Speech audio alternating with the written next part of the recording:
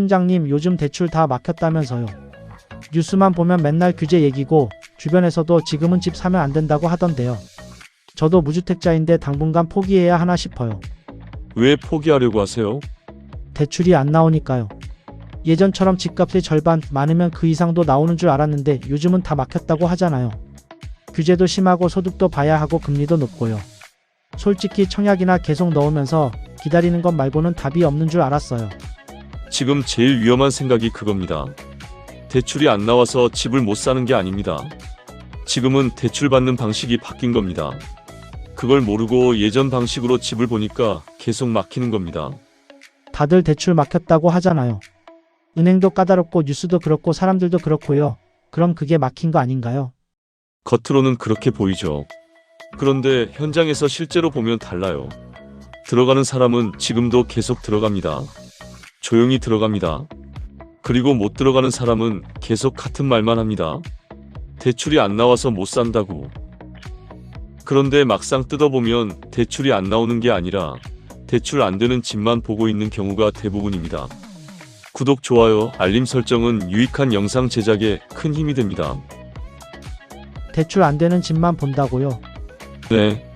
지금 무주택자분들 상담 오면 거의 다 같은 흐름입니다.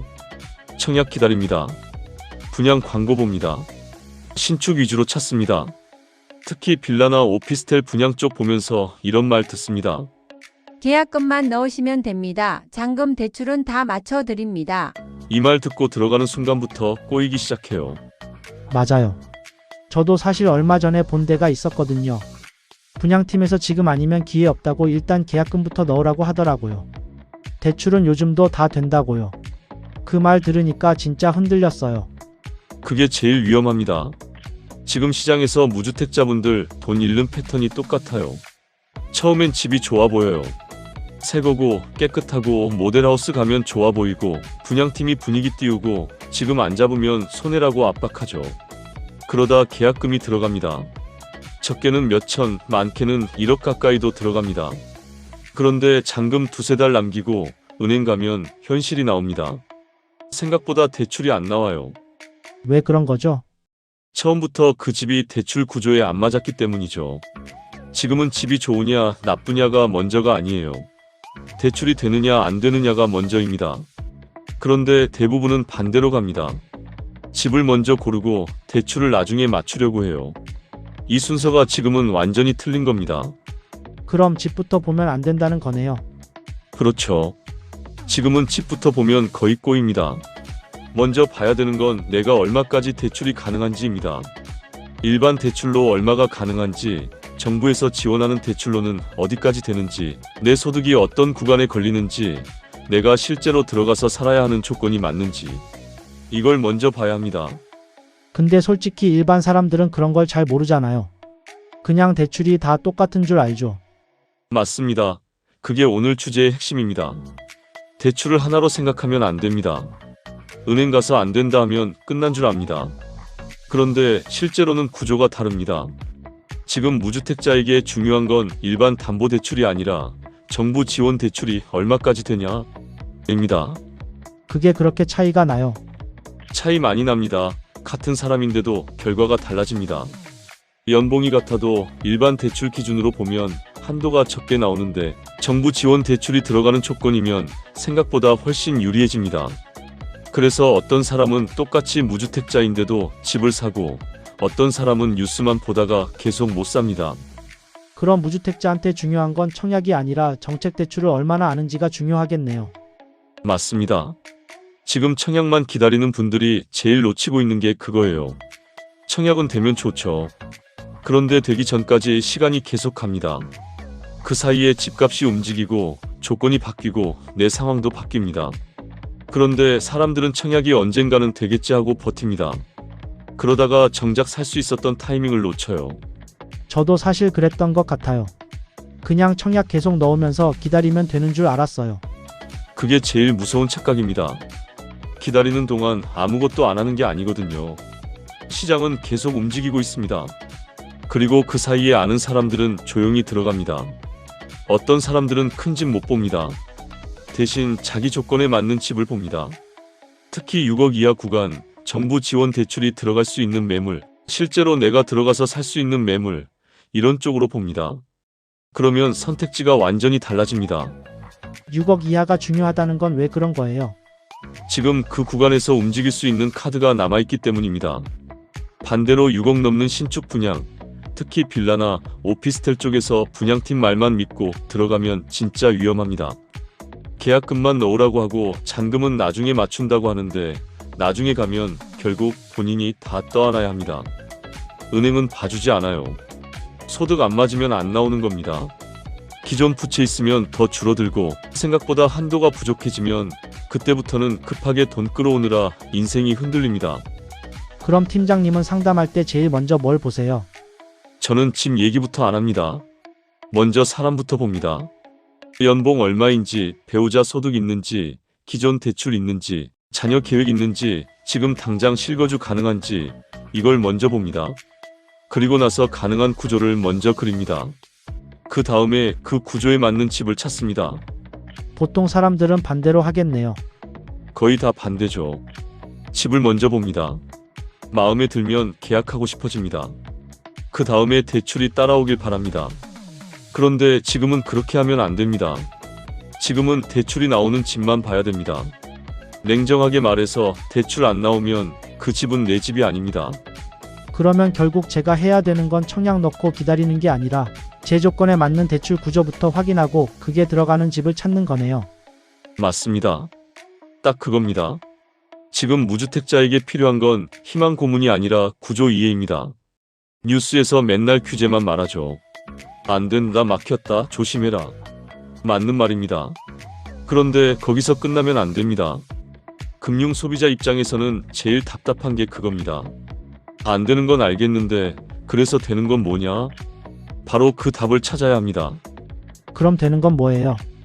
대출이 가능한 집입니다. 특히 정부 지원 대출이 가능한 조건의 매물, 6억 이하에서 실제로 움직일 수 있는 매물, 내가 들어가서 살 수 있는 매물, 그런 집입니다. 지금은 그게 유일하게 되는 길입니다. 그럼 신축은 아예 보면 안 되는 건가요? 신축이라고 다 안 되는 건 아닙니다. 그런데 무주택자분들이 신축만 쫓는 건 위험하다는 겁니다. 새 집이라는 이유만으로 판단하면 안 됩니다. 지금은 예쁜 집보다 들어갈 수 있는 집이 중요합니다. 내가 끝까지 감당할 수 있는 집, 대출이 실제로 맞는 집, 그게 진짜 좋은 집입니다. 그러면 지금 집 못 사는 사람들은 결국 돈이 없어서가 아니라 구조를 몰라서 못 사는 경우도 많겠네요. 정확합니다. 물론 자금이 부족한 경우도 있죠. 그런데 상담해보면 생각보다 많은 분들이 아예 못 사는 사람이 아니라 보는 방향을 틀리게 잡아서 못 사고 있습니다. 일반 대출 기준으로만 보고 뉴스 공포에 눌리고 분양팀 말에 흔들리고 청약만 기다리다가 시간을 보내는 거죠. 그런데 구조를 바꾸면 길이 보입니다. 듣고 보니까 진짜 그러네요. 저는 계속 집이 문제라고 생각했는데 사실은 제가 보는 방식이 문제였던 거네요. 그렇죠. 그래서 제가 마지막으로 항상 드리는 말이 있습니다. 지금 집 못 사는 이유는 금리 때문만도 아니고 규제 때문만도 아닙니다. 대출이 완전히 막혀서도 아닙니다. 방식을 틀리게 잡아서 그렇습니다. 이걸 바꾸면 지금도 충분히 들어갈 수 있습니다. 그럼 지금 무주택자는 뭘 제일 먼저 해야 합니까? 청약만 기다리는 생각보다 내 조건부터 확인해야 합니다. 내가 어떤 구조로 갈 수 있는지, 정부 지원 대출이 들어가는지, 실제로 가능한 금액이 얼마인지, 그 다음에 그 범위 안에서 집을 보세요. 지금은 그게 맞는 순서입니다. 그리고 6억 이하에서 대출이 나오는 매물만 집중해서 보세요. 그게 지금 무주택자에게 유일하게 되는 길입니다. 안 되는 건 분명히 있습니다. 6억 넘는 신축 분양, 분양팀 말만 믿는 구조, 일반 담보대출만 생각하고 무리하게 들어가는 방식, 이런 건 지금 정말 위험합니다. 반대로 되는 것도 분명히 있습니다. 여기서부터는 조금 더 구체적으로 말씀드리겠습니다. 아까 말씀드린 정부 지원 대출들이 왜 중요한지 숫자로 보셔야 이해가 됩니다. 먼저 디딤돌 대출입니다. 이건 기본적으로 무주택자 기준이고 소득 요건과 주택 가격 요건이 맞아야 들어갑니다. LTV는 보통 70%, 최대 한도는 3억 2천만 원입니다.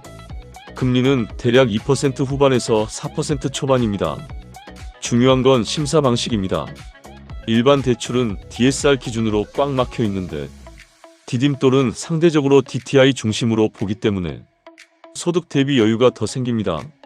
그래서 같은 연봉이어도 일반 대출로는 2억 후반 수준인데 디딤돌로는 최대 한도까지 나오는 경우가 실제로 나옵니다. 두 번째는 생애 최초 대출입니다. 이건 말 그대로 처음 집 사는 분들 대상입니다. 여기서 핵심은 LTV입니다. 일반 대출보다 비율이 올라가서 최대 80% 수준까지 적용이 가능합니다. 금리는 대략 2% 후반에서 4% 초반 구간, DSR이 아닌 DTI 기준이 적용됩니다. 일반 은행 대출에 비해 정책 대출이 한도가 높다는 뜻입니다. 세 번째는 보금자리론입니다. LTV는 70% 이내, 금리는 고정금리로 3% 후반에서 4%대, 핵심은 금리가 고정이라는 점입니다.